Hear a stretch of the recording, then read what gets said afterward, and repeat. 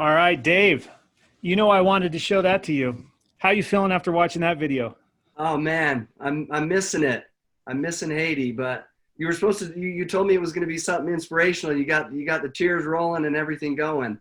I know, right? Well, that's inspirational for you, and I know that'll translate to people watching. So let me introduce you just quickly, and then I actually do want you to start talking just briefly a little bit about Haiti, because you know everyone talks about what your why is, right? And I know for you, your why is like obviously your family, but I know you have a deep love for Haiti and what you're doing there, and so I think that translates to why you're doing all your real estate stuff too, right? Like Absolutely. to give back. So. This is Dave Chatterton, everyone. Dave is the man. I've gotten to know Dave, originally through my wife, Bree, and we got to know Dave and Lindsay, his wife, over the years, and when they were doing service trips to Haiti. And so since then, we've become good friends, and we've done some real estate together. Lindsay actually has her real estate license with my brokerage, and so she's out hustling. These guys are out hustling. We're going to learn all about their story. But so Dave was born and raised in Murray, and he currently resides in South Jordan, Utah. Dave's worked for the University of Utah Health for 18 years, with more than 10 of those in the executive management. He's a licensed registered nurse and has a master's of science in nursing from the University of Arizona. Dave and his wife, Lindsay, have a passion and love for real estate. Together, they have over 36 rental doors, running and managing those properties through their company, Worry Free Property Management. Dave and Lindsay have moved into commercial real estate industry, having opened up their first of many senior care living complexes in Arizona. Outside of healthcare and real estate, Dave loves his University of Utah football team and can be found on the front row cheering for his Utes in 2021. Yeah. Dave is a humanitarian with special interests in healthcare for immigrant populations. David is the acting president of Haiti's Heart and a board member with Healing Hands for Haiti, both of which are 503c nonprofit organizations where he's spent over 18 years dedicating his heart, faith, time, and family serving those in need. So Dave, thanks again so much for joining. Fill in the gaps of what I did, and then if you don't mind starting off, talk a little bit just briefly about why Haiti, why you love it there, and what you guys are doing there, and then we'll jump into the real estate.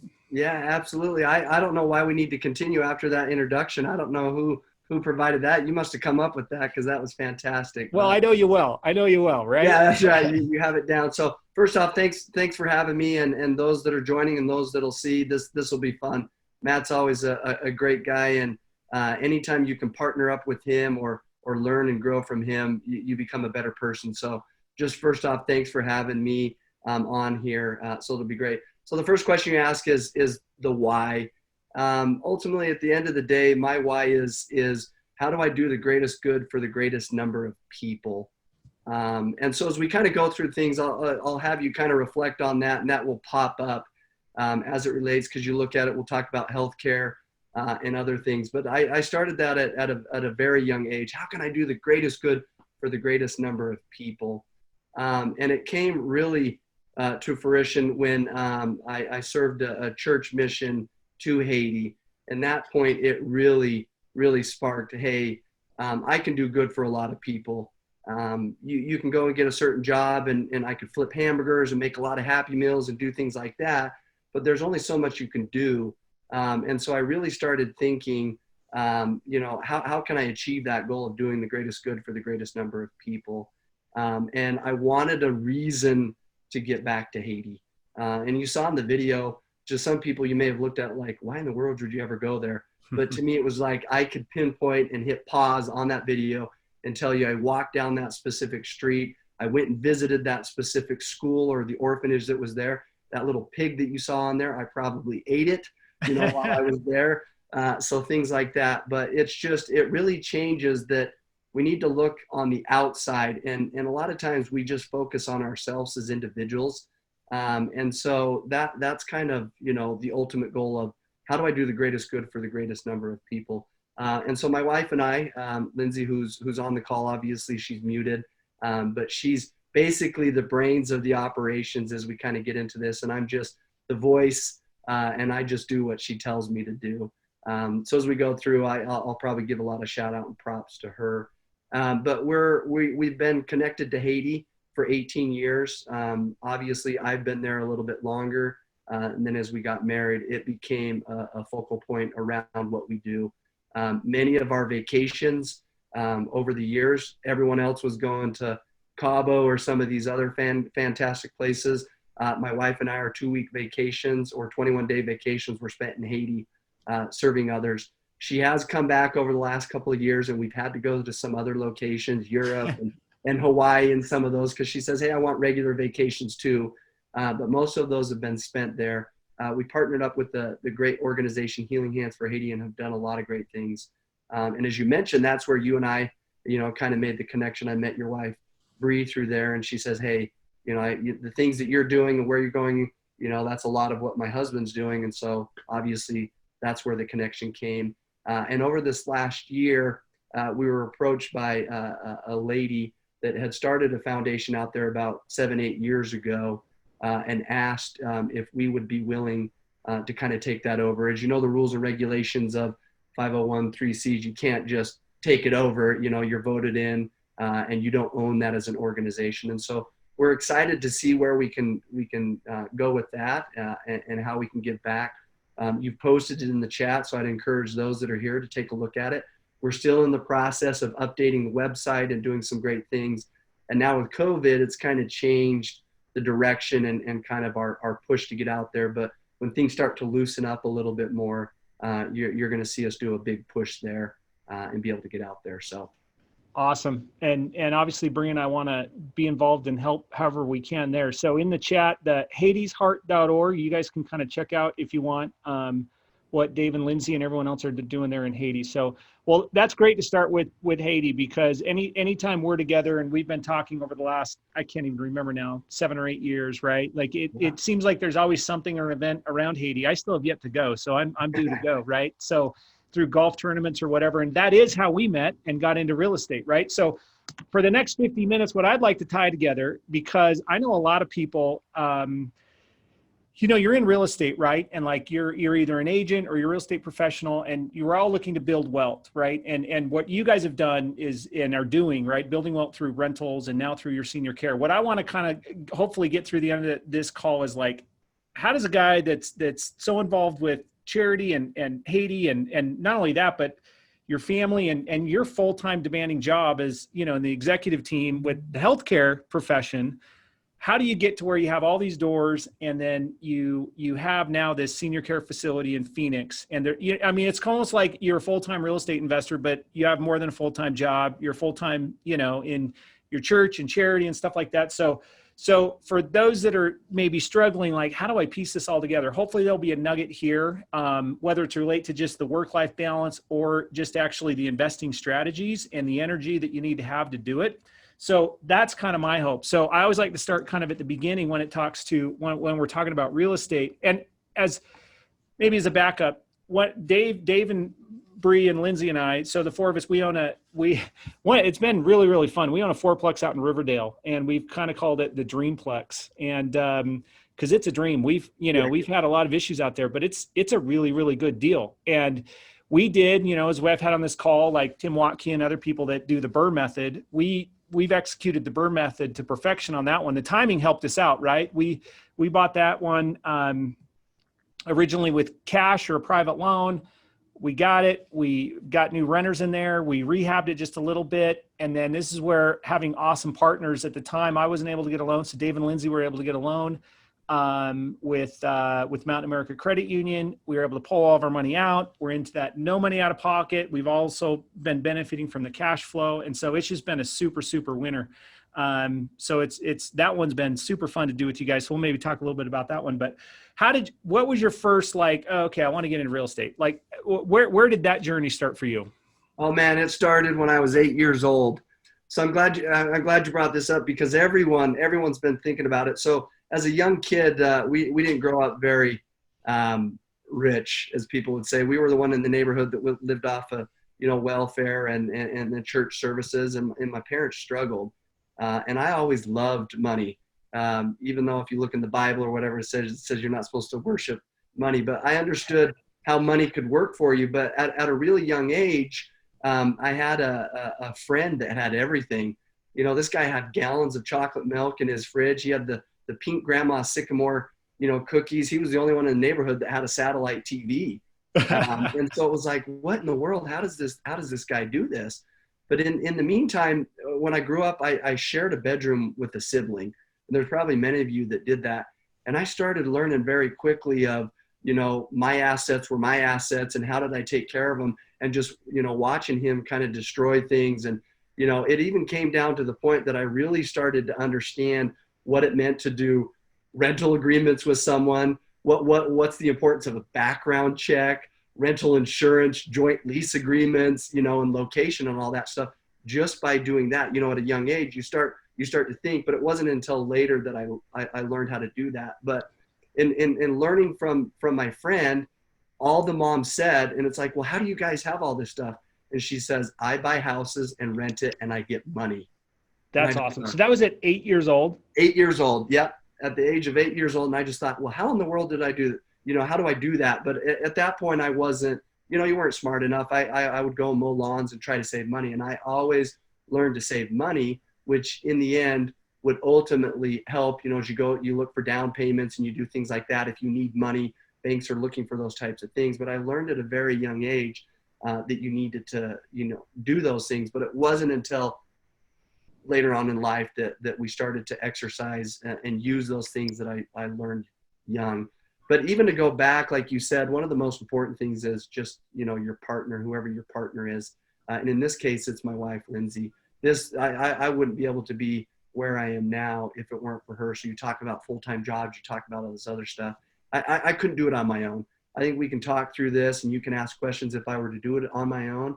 And there's probably some that are on their phone that maybe don't have a partner, aren't married, whatever it is difficult. And so there's a juggling act that you have to learn how to do that if you're doing it solo. But where we are is because of my wife and that partnership and understanding it. No, absolutely. And obviously I've seen that close up just from, the property we own together. And then with Lindsy getting her license and being involved in the real estate and stuff like that. And you guys work really well together. I'm sure at times you guys clash a little bit. Yes. It's like, sometimes I'll get a call from Lindsy or a text and I'll be like, Dave's telling me to do this. I don't know if I really want to do it, but Dave's telling me to do this. He doesn't want to spend this much money on this house, or we need to bump up the rents or the lease or whatever. And so it ends up being a good team. But so money for you, security. And so then when I think, tell me if I'm wrong, but I think your guys' first investment was like your first house that you ended up kind of what people call house hacking, right? Is that kind of how you got into your first round? Well, no, I'll tell you, I found this pretty gal that at the age of 18 had bought a house. That's right. And I had a backpack with a sleeping bag in it, and I was ready to move in, type of stuff. So she was very smart. And that, if you go back, those that are very successful in real estate, again, I'm going back, the partners are involved. My wife, Lindsy, had the same. She grew up, her parents owned a rental, a couple of rentals. And so she understood. She's very smart with money. And so the two of us had the same aspirations. She bought the house at 18 with the vision, I'm going to turn this into a rental. When I came in, we talked about that. And it's like, yeah, that's what I want to do. I got to get through schooling. Let's do schooling first. Once we get done with school, I mean, the little day that I graduated from college, we were out. She was out. She was ready, and it was supposed to go to work and being a rental, and that's what it was supposed to do. And that was that one in Taylorsville, right? Taylorsville, yep. Yeah, okay. So is that the house that, not to get distracted here, is that the house that ended up being raided by the Oh, the drug cartel. Yes. But The yeah, drug cartel? Yeah. Honduran drug cartel. Yeah. Yes. So the other awesome thing about real estate is you always end up with a bunch of crazy stories, right? So you guys ended up with like basically a shopping store full of like really high end stuff, right? That Yes. has Lindsay even sold all the shoes and stuff that you guys No. inherited from that? No. You should see all these famous celebrities that, you go and see their house on MTV Cribs. I'm going to bring you through my crib. I probably have 130 different types of Nikes and, Air Jordans, whatever I got, we haven't offloaded most of it. No. So the side benefits of owning real estate, right? And so Lindsay had the house first. You guys got it. You saw the vision from day one when you were married about this is going to make sense. Let's buy rentals slowly but surely, right? And then your next house was on Woodgrove, right? And then that one you also turned into a rental that you own today. And talk a little bit about how you've gone about it with these smaller ones to start. I mean, the bulk of the time I want to talk a little bit more about your senior care. So we're kind of building up to that. Yeah. So what's kind of been your strategy as it relates to financing these, finding them, and maybe talk a little bit about your perception of risk when, with all of this. Yeah. So I'm going to introduce to you Lindsay and I, and she probably won't say this, but we have a process. And I kind of took that, those University of Utah football fans that are out there, Kyle Whittingham will tell you, respect the process. And there's a process that they follow. And Lindsay and I have developed that process, and it continues to morph and get better each year. But we have a process, and that's kind of the message that I would share to everyone is you've got to get your own process. Matt, you've got a process. Other people that you talk to, you can go and you can learn and we can educate and we can tell you, but ultimately at the end of the day, you have to get your own process, the one that you feel comfortable with that helps you go. And so as Lindsay and I were kind of young into this and still understanding, here I am trying to go through schooling, working a full-time job, but at the same time, you only have two hands, right? Your two hands can only do so much work. And that's what I was doing, grinding every day, going to work. But at the same time, I needed to have other hands on the outside that were working for me 24/7, 365 days a year. And that's where real estate comes in, right? The rental properties, they're always working for you. Whether you're on vacation or not doing humanitarian stuff, they're always working for you. And so early on in the process, we started looking, okay, we're going to rent this. We consulted with some people. We looked at what the market was. You get your first renter in there. And the goal with the very first house was, and this is where I think a lot of people make mistakes, is the moment they get their first rental property or they start to do that, you change your mindset and you think, oh my goodness, I'm cash flowing $200, $50, whatever it is that you have, $1,000. That Tesla that I wanted, I can now make the monthly down payments on. Well, guess what? You forget that when the renter's out or it gets destroyed or there's meth or you have to do something in there, now you have to make the mortgage plus your Tesla payment plus everything else. Yep. So we made very early on in our process that we would never touch the money that came from the rental properties. It was to continue to go a different direction and build the empire. And my full-time job is what we would live and work on. So the rental properties would then grow and develop. And then once we got to a certain point where taxes and all this other stuff came in, then we had to start being smart with what we were doing. So the first rental property, the first couple of years, again, we started slow. You just build up a nest egg. And then once we got to a certain point that there was cash in there, we then used the money from that first rental property that was saved in the bank, became the down payment for the second property. And then all of a sudden, go ahead. Just to pause you, I think kind of like we talked about at the beginning, like I think you guys have done phenomenally well while being, full-time, a regular job. But sometimes having that full-time job with the W-2 income is actually an advantage, right? Because like you just said, you don't have to rely on the real estate money for the day-to-day, right? I've talked about this before, but I kind of was the opposite when I started. The real estate money, not necessarily rentals, but like real estate activities was what was kind of the paycheck, right? Yeah, so right. Sometimes I was always, and I still find myself in this mode of like, no, it's just the quick money. But it's the long money that's going to make you super wealthy and build that empire. And so it sometimes is, if you have the risk profile on the team, like you're talking about, and the partners, it maybe can be an advantage to to have that W-2 income right along the way. So yeah, and you're right, and it works for people, right? This is what worked for us. And some people, you're right, you can go, and if you put all your time and effort into making that successful, it's going to be successful. So if you want to, because how are you going to feed the family? How are you going to pay the bills if you don't have a W-2 income that's coming through? That was just the route that we took. Yes, and it took a little bit longer. You look at it, we probably could have built, our process was in place. We could have built it faster, but we just did it that way because that's what worked for us. I love this. So keep talking about your process. So you look at that, we had the income, then we were able to come and get the second house, and that's where we were introduced to you. And then you helped us get that second. And when we look at it, I have an Excel sheet that my wife and I use that we go through that we're able to quickly evaluate a property. And it gives us what, at the end of the day, our cash flow is going to be. What is the cash flow at the end of the day? And when we first started this, we kind of looked at it and said, okay, you start with a low number. We have to make at least X amount of dollars to make this be okay for us to do. And that first initial, number set was $200. We thought, hey, if we could, cash flow $200, then we were okay. You look at that now, and $200 to some people, you're better off if you get a part-time job at McDonald's or something like that than take the risk of renters calling you 24/7, doing different things for $200, a month. But you don't realize the appreciation, everything else that comes with owning that house. And after a few years, things start to change. And so that was kind of the process that we looked at. And as we continued to grow, now you look at this, we have 2 single family homes that are now dumping money into a pot, right? And if you go back to the process that we were respecting, that we were observing, the goal was you never touch any of the money that comes from this. We live our life off of the W-2 income. Other hands are working for us 24/7. Now you have 2 income properties that are dumping money in there. Well, you let a year or 2 go by, all of a sudden you have enough money for what? Another down payment for a property. And at that point, then you go and purchase another property. And then what do? Now you have 3 properties, and then it kind of goes, up from there. And you look at that process and go. And then in between there, obviously there were partnerships that came up, understanding, how do you leverage, how do you go with other people? And that's where we came in with you, and we were able to help with that process, and it works, right? It works.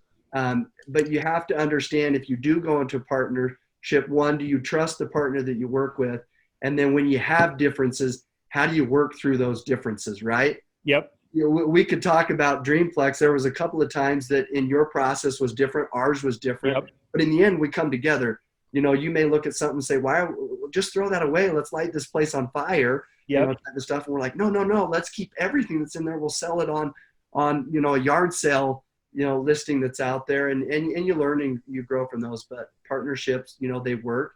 You just, again, have to understand, how do you get your differences and then come to the medium that they can be successful. Well, and this is going to lead in what I was going to ask you is about your management philosophy. And this is one of these where not that we disagreed, we just maybe needed to talk through it a little bit, right? Like I got on with my rentals, like professional property managers. I don't want to deal with them. I don't really care if it costs us just a little bit extra. Like I'm not going to the properties anymore. I'm not taking these calls from the tenants. Now, Lindsay, on the other hand, she, for better, for worse, she's really good at it, and she likes managing the property. So I was like, guys, let's get someone else to manage this. I was like, no, I kind of want to manage them. And so, that's where just, open discussions and conversation, we came kind of, I was like, all right, well, then we're going to hire Lindsay to be our property manager. It's kind of like we get the best of both worlds, right? Through communication and whatever. So.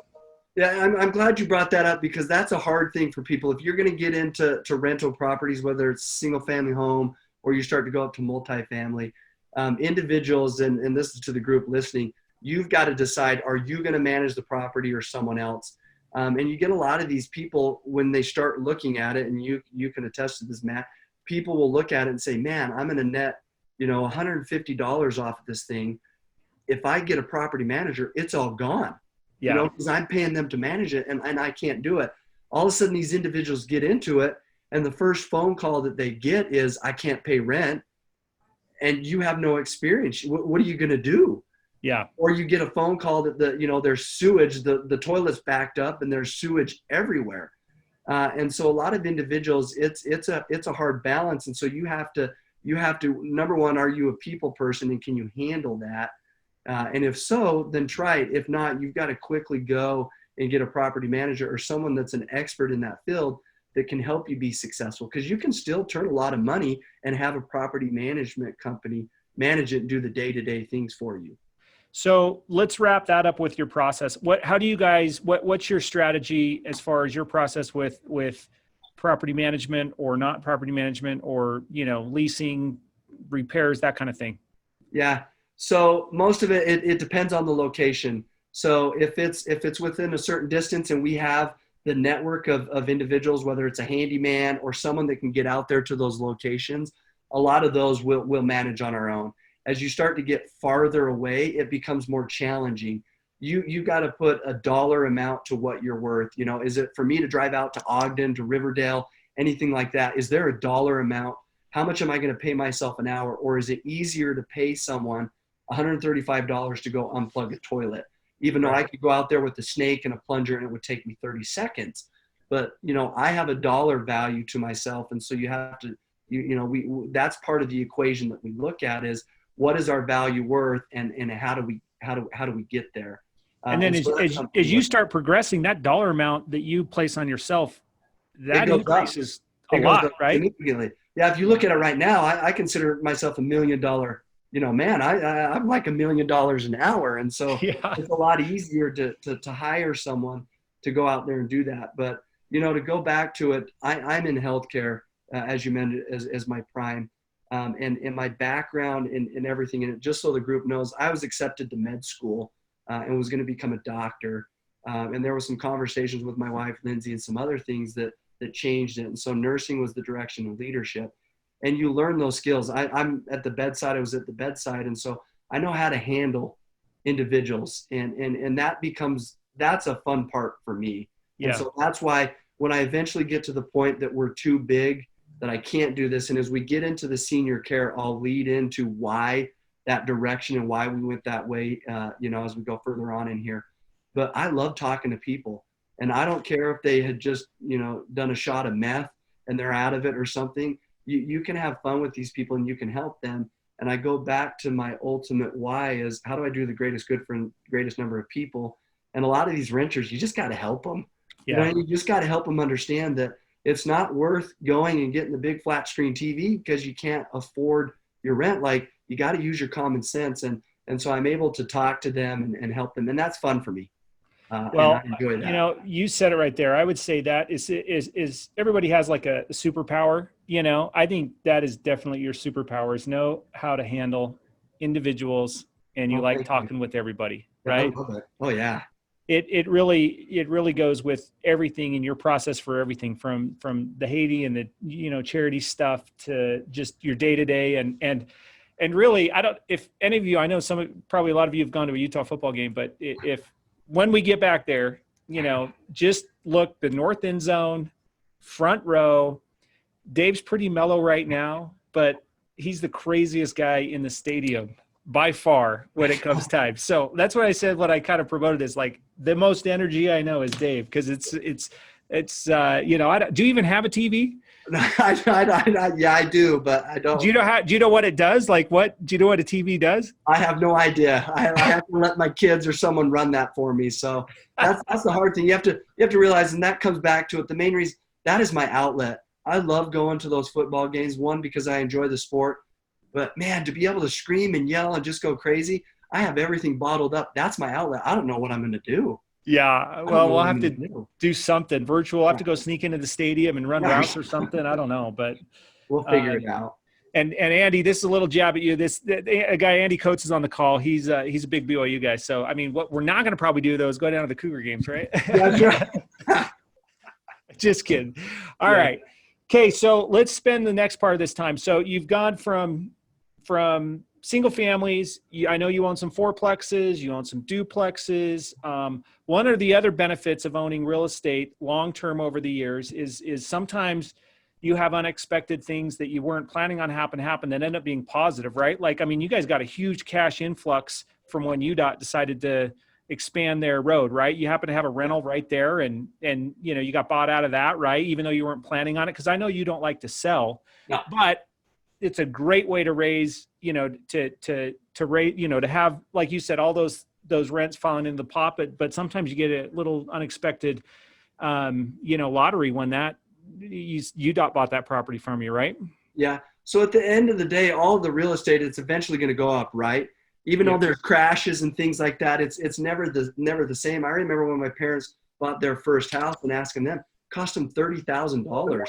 You know what I mean? And you look at it, and yes, they went through all these different depressions and the 2008 through 10, and even right now, and that thing is never going to go back down to the $30,000 that they bought it for, right? Right. And so you hang on to these things, and they eventually, but it was really interesting because, again, that was one more thing that you learn. The cool thing about rentals and moving forward is not only do they provide means of other financial benefits and tax breaks and all that other stuff, but you continue to learn and grow and say, oh my gosh, I didn't know that before. Every day it's something new. So we learned what eminent domain was, a 1033 exchange. Everyone knows what a 1031 exchange is. And anytime you tried to explain to them what's a 1033, they're like, oh yeah, a 1031. I know exactly. Yeah. No, it's not. And so there was a lot of research and stuff that we had to do. And that was a fun process because you look at a single family home that my wife built. She's still mad to this day. She'll probably cuss because she looks at every day, Zillow and everything else, the value keeps going up. And when we had to sell it for them to level it, it was right there. But if we could have kept having it, it continues to go up. But we were able to, with our knowledge of real estate and owning properties, how to leverage and get more out of that. Well, we ended up taking that single family home, just so you know, purchasing a fourplex with it, using the government, because you understand, these 1031s and what the government does. The government remodeled the fourplex for us, plus gave us a bunch of money to buy that fourplex. And then that became extra money that came from that became the down payment on an assisted living project. So you look, one single family home got us a fourplex, which is generating way more money than a single family home did. It was fixed up by the government, and then it ultimately was part of the down payment of this soon to be bigger empire that we're going to build in these senior, communities. Perfect transition. Okay. So what's going through your head? Some of this is going to relate to your background in healthcare, right? Like there's a real estate side of this, then there's maybe a healthcare side of this. Let's talk about what obviously to date's going to be your biggest deal yet, right? So if we can touch on while you're talking about it, financing, how you financed it and paid for it, what the overall numbers are going to look like, and then what the requirement or not the requirement of having some background in healthcare like you have would make or break in getting involved with this project. And so I may cut you off a little bit or whatever, but just you kind of led into this perfectly of that sale of that one property provided with the down payment and the seed money for this next project. So where did you find, let's start with the basics. Where did you find it? How'd the idea spark, and then kind of build into where we're at today with certificate of occupancy? Yeah. So it's interesting. We were actually, with that money, my wife and I were going to look to buy an apartment complex. We were looking to really, upscale from there. And there was a couple of locations that we had. In the meantime, I have a lot of individuals that come to me just because I love talking to people. And the number one thing, if it's not Utah football, if it's not Haiti, the family and other things, then it's talking real estate and how to get extra money into your pocket. In the meantime of looking for an apartment complex, I had an individual come up and say, hey, I want to kind of understand real estate. Could you help me flip a house? I would love to do that. And so we kind of went down that direction, teaching this individual on how to flip a house and how to do that. Well, I didn't know in the meantime, he was testing to see how I could be as a business partner in this later development that we were going to go and do. And I was telling him the thing, well, we're in the process of looking to buy a big apartment complex. It's kind of the next big thing and really upscale and go from there. Well, after we did this flip, it came back and this individual said, hey, here's what I'm looking to do. I'm looking to, get into assisted living, senior centers, those types of things. I've got the business model. I've helped someone else do it. They're looking to sell their business, and I need a partner to do it. I basically don't have the financial means to do this, and I know you do. So it was, again, one of those, the rental properties, the money stays where it is. And so we had cash. We have cash available to be able to do that. And we looked at it and said, oh my goodness, when you get into that, not only do I have a healthcare background, but I have this real estate background, and this other individual has the business, smarts. How do you marry those two together? And I just thought, man, this is a no-brainer. It's renting out individual units, to seniors that are there. There's some other, quirks and stuff that go into the rules and regulations that go into it. But it's no different than a single family home. It's no different than a duplex, fourplex, multifamily. These individuals rent. They're paying you for a service, a building, a thing that you're supplying, and you go and do it. So we looked at it, and it was very easy to get the loans. So in this case, as looking back, we would do things differently. But we went the SBA route, just understanding kind of how that was and working through the process of that. Go ahead. So let's paint the picture a little bit. How many beds or what do they talk about in senior care? How big is this facility? What was your initial thought on what the budget was going to be? And what was your initial cash that you needed into it? So it's a 28 bed facility. And so a lot of times people look at it and it's considered assisted living.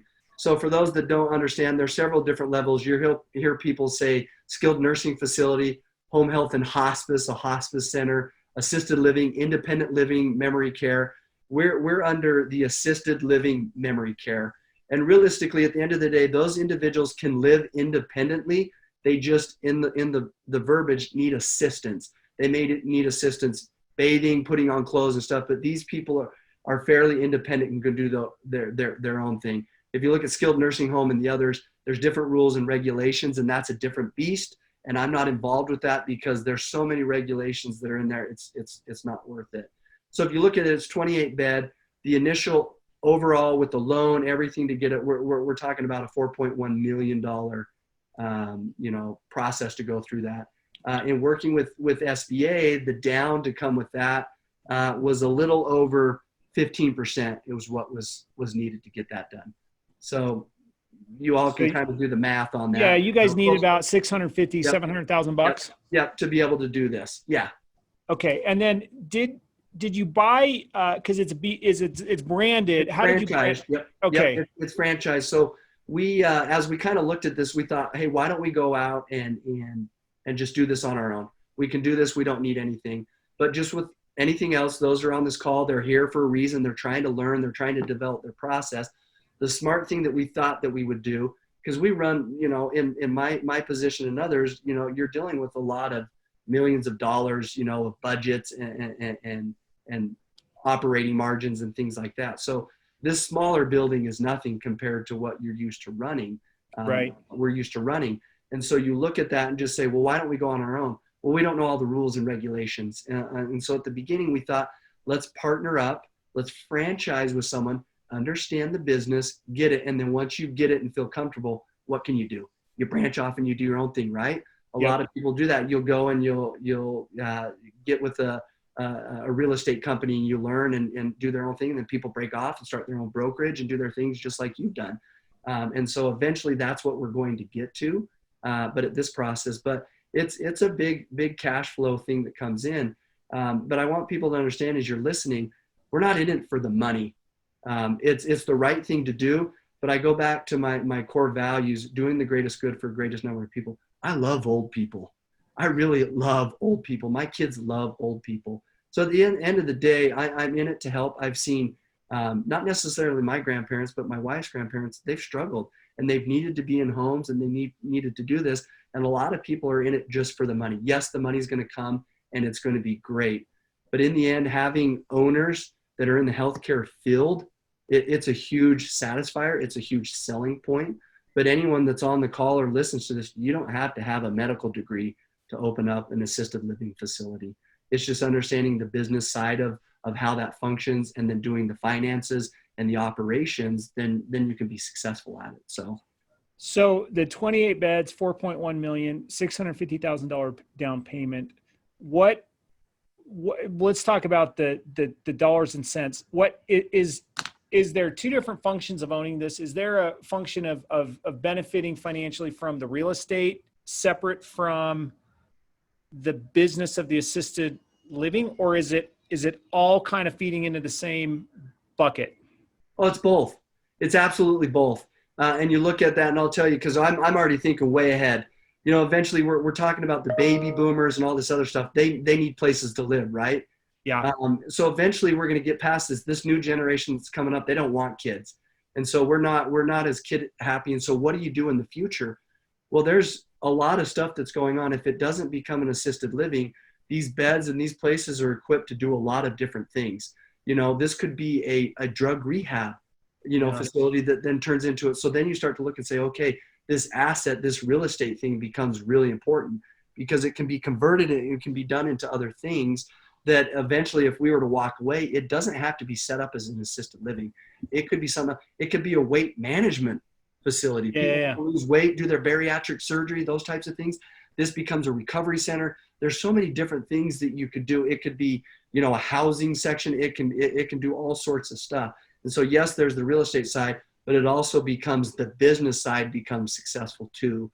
And then there's a money set to that as well. Hitting the chat, Andy, where is the assisted living and what is the franchise? Gilbert, Arizona. It's in Gilbert, Arizona is where we're stationed. And I'm learning very quickly that it's, you can't give the exact address because Arizonians don't know that. But it's next to Highland High School. Guadalupe and Power are the cross streets. That's the first of locations. We've got plans that are already in with the city, and we're working on it to build the second facility on the same site. So within the next 6 months, that building will start to go up. And then the goal is throughout the Arizona area, Chandler, Queens Creek, Cave Cove, those different areas will be throwing up some facilities in those areas as well. And are you going to Beehive Homes? Beehive Homes. Okay. Yep. So Beehive Homes. So what do you project? So your loan with the SBA, did you kind of hit your budget? Because you guys are pretty much on the tail end of this, right? Yep. We're right on target. We just got approved through the state. We'll have our license. There's so many, again, there's where all the rules and regulations come in. You got to have food handlers. You got to have certificate of occupancy. You got to have a state license, business license, all sorts of stuff. But we just passed our final state inspection and we should have our license. I was hoping today, but it'll be there tomorrow. We're ready to rock and roll. We've got several residents that are ready to move in. COVID's a different thing. There's another thing. We're glad we're in healthcare, and so we can reassure our processes, our PPE that we do. We'll take care of those patients. But just so the group knows, it's a 28-bed facility. Our break even on that is 11. As long as we have 11 residents in there, we're paying all the principal and interest. We're paying full staff. We're doing everything. So anything above 11 residents in a 20-bed is just money in our pocket that goes in there. And so again, you start to look at those things. Yeah, it's smart, right? But again, you look at it, it's just like it goes back to the basics. So I'll go back to the group. You buy a single family home, you start to struggle. You have to build a reserve to say, crap, if a resident goes out, renter goes out, how much in a reserve do I have to do it? So then you start thinking, well, if I get a duplex, right? If we charge enough, if I have one renter that's out, I still have one that's in there paying the rent, the mortgage and that type of stuff. All of a sudden, if I go to 4, yes, I can have, it completely empty, but 1, and it's enough to cash flow to pay that. And so it's just a mind game on being able to get to where you need to cash flow on these. So was the SBA loan that functioned as your construction loan? Is it also your long-term permanent loan, or did you have to refinance? Yeah, we'll refinance, but we've been very blessed and fortunate with COVID.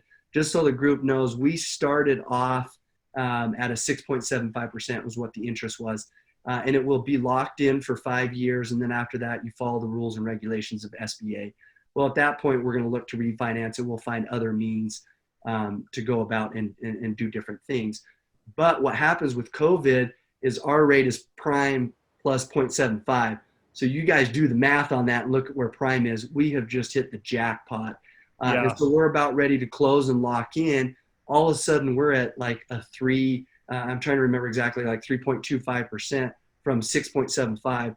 Do the calculations on that. We're saving, I think it was roughly like $7,000 or $8,000 a month on what we were going to be paying in interest that was locked in. So we've been very fortunate on that. So, Andy, Dave is from Utah. He did his master's at the University of Arizona. So that's maybe how you kind of like got exposed to Arizona a little bit. And so they're still living here in South Jordan. Is your process going to stay the same? Because now your class flow on this one is at full occupancy of 28 beds, right? Are you just going to keep building that nest egg to then dump, just like you did with the single families, but now dump into the next assisted living facility? Yep. So the goal is to not use any of my money. The very first thing that we're going to do is we're going to repay ourselves, the money that we invested in this, and it all comes back. And you go back to the point that now the business paid for it. And so now I'm into this business $0, dollars because I paid myself back. But the crazy thing is, and you look at it, and again, this is where refinancing and everything, the equity that's already in the business, just so the group knows, we were evaluated off of the business before it was even built, okay? Before the ground was even scraped or anything. And they valued the business at $4.5 million, okay?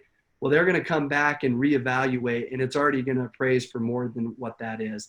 So what happens is the goal is we're going to refinance, do things, take the equity from that. It's going to build the second and third buildings, and we're into it $0, right? Because the money. The other thing that came through with it is there's contingency money that the banks give you. People aren't very smart with that. And so if you run your business correctly, the contingency money that comes in, if you push hard enough and you dominate your space, I don't need to use that contingency money to pay for things, right? I can use that contingency money, the $300,000, $400,000, $500,000 that they give. I can use that as a down payment on a piece of property somewhere else, right? Because they wanted me to run my business because they were afraid I couldn't do it. Well, if I can get 10 residents in there, you're good. You tell me. That's where I need to get to. If I can get to 10, then I can use the money that's in there for contingency. It then becomes the down payment and the other means to finance that I didn't do, right? It's the bank that's taking full responsibility and all the risk when it comes to that. So in your pro forma on this property, you're obviously at a basic level saying, I got 28 beds. Each bed is paying X amount per month. But on top of your regular property operating expenses, like you would have in any building, like, a water leak, right? Garbage, cleaning, you also have this component of real estate also has a pretty heavy component of nursing staff, right? Like on-site people. How many? 365 days a year. Yeah. So how many what part of your operating budget is sticks and bricks related, like real estate related? And then how much of it is going to be related to, personnel and staff? Well, just so you know, in healthcare in general, and this could be in our world, not your most expensive expense or whatever, your highest expense is labor, right? And that's where it comes. Labor is a big one. And depending, that's again, if you do the research on this in assisted living, the laws and rules and regulations say you can have one caregiver to 7 residents. So again, do the equation on that. And, you have to have a nurse that's there, that's on call. Another reason why we went into it, well, guess what? I have a license and I'm able to practice in the state of Arizona. So if there's any nursing things, do I need to pay a nurse to do it? Yes, we're going to. But guess what? I can act as the nurse as well as the business owner. And not everyone that's on the call has the luxury to be able to do this. But that was, again, why we went down this path, that the rewards were so much better for us to do this than maybe, an apartment complex or anything, because I could maximize and put more money into my pocket based off of licensures and my skill set and what we had.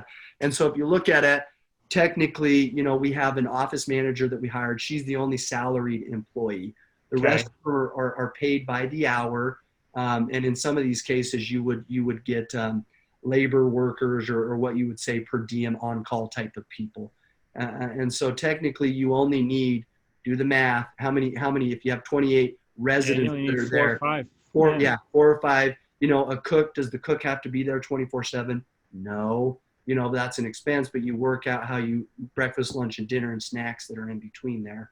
Again, so that's just how it is. Yeah. Because what you decided was do the assisted, not the. Right. It's skilled nursing and hospice. Yes, there's money and you can make good money in there. But again, you're taking a higher risk, staff turnover, those types of things. Then that becomes the full-time job of just maintaining staff to keep the business running and operating. Whereas I could go in and I could jump on a plane, and if someone called out sick and no one's there for the night shift, well, guess what? Because of my licensure and what I can do, I can cover the night shift. I can work there, though that's not, a smart way to do it. That's why we have on-call and PRN people that we would call in. That's the book of business that we're in, and I could do that. Just like if you own a rental property, I'm going to go and, unclog the drain because I don't want to call Roto-Rooter to do it. I could just drive if it's a certain amount from my home and unclog that drain, and I don't have to, pay that expense. But it's just finding that balance. I love it. And all of this goes back to your core value, right? Like you're doing it because you have a passion for, you have a passion for real estate. You have a passion for people, right? Yeah, exactly it. Okay. So we're getting close on time. So we're going to maximize our hour here. I'll hit a question from Andy again. Describe your time efforts you've made on site in Arizona remotely to run this. So I guess the question is, how can you effectively do this while you're working full time and it's not even in your same zip code? Yeah, it's all part of the process. And again, you go back to it. Technology is making things so much easier. I could get on right now and call the office manager that's there, and I'm on FaceTime. I could walk around. I've got cameras that are there. There's weekly, daily meetings that you have that you can run it. But we've been out quite a bit. But again, we picked this location. I can get on a flight. I just took my family out there. Round trip, $120 it cost for five of us to fly out to Arizona. That was round trip. And so again, that was all part of the spreadsheet, the equation that we did as we went to grow. And so most of this, if not all of it, I would say 95% of it is run remotely, if not more of it. And then the 5% when you go and, there's certain things, inspections and doing things is spent on the ground, boots on the ground. So fast forward 5 years when you need to refinance this thing, obviously rates might be different, but let's just, people always want to know numbers. What's your best guess? What's this thing going to be worth? What are you going to be into it? And what's your cash flow going to be like? So it's two properties. I would say in 5 years, to be completely honest with you, there are two properties. I wouldn't be shocked if we're up in the $15-20 million. I've been with people and looking when we went through this process to purchase two of them just here in Salt Lake. Arizona and Salt Lake are a lot alike, but you collect more rents in the state of Arizona than you would here. So on average, an assisted living facility, you kind of cap at $5,400 a month, whereas in Arizona, you're at $7,000 or more a month that you can collect. We were looking to purchase two, and they were going for about $10 million that were here. Their book of business was not as successful as this is going to be. Obviously, we don't have any residents that are in there yet, but I would say in the range of 15 to 20 million just for this site alone. Okay, so for this site alone, 15, 20 million, if I'm following correctly, you'll end up building this one plus the one that you're going to build next and be all in for maybe 8 or 9? Correct. Yep. And you'll have probably gotten all your money back in a few years. And once you do that, you've got a huge equity position of anywhere from $6 to $10 million, which Yep. is amazing. And what do you think your cash flow is once you stabilize and you're flowing month to month? I can give you the exact numbers if you want it, but I won't. So I can give you if we're 80% occupied or whatnot, but the cash flow, if it's 80% occupied right now in just the one single building, we're looking at 400 to 500,000 a year is what the positive cash flow is coming out of that at 80% occupied. So, and that's just one building alone. Once the second building goes, remember, staffing can be shared, everything. It's, the cook, all those types of things. It starts to blow up from there. But yeah, that's just kind of a little teaser so people are aware. Well, I'm thinking field passes are maybe in order instead of just absolutely. Hey, we're going to go to the skybox. The only time that we're coming down to the front row is when we're ready to jump over, when we win the Pac-12 South Championship again. But Dave, you won't even do that because you're in it for it's just your passion. You're constantly yelling at the players, yelling at the fans. You can't do that from the skybox, right? I can't move around. Personal. Yeah, I do. Well, I mean, I think we could go on forever. And if people have questions about specifics of any of this, reach out to me and then I'll get with Dave and Lindsay and they're always happy to share. But, you know, for me, this is, I mean, I know you so well, but this was so good. It all loops together with everything you're doing. You know, what's the greatest I can do good for the greatest number of people, Yep. you know, leveraging and using these rentals, not robbing from it. Keep building that nest egg up, move it to the next one. And you've gone from like a small pile of rocks to like a really, really large pile of rocks. And what's going to be really cool to watch is as you continue to be successful is this is all going to go back one way or another into helping other people, whether it's in Haiti or in your own neighborhood or whatever. I mean, I know you're not going to stop. So if I'm still doing something like this in 5-10 years, we're having you back on to get, you know, a continuation of the story.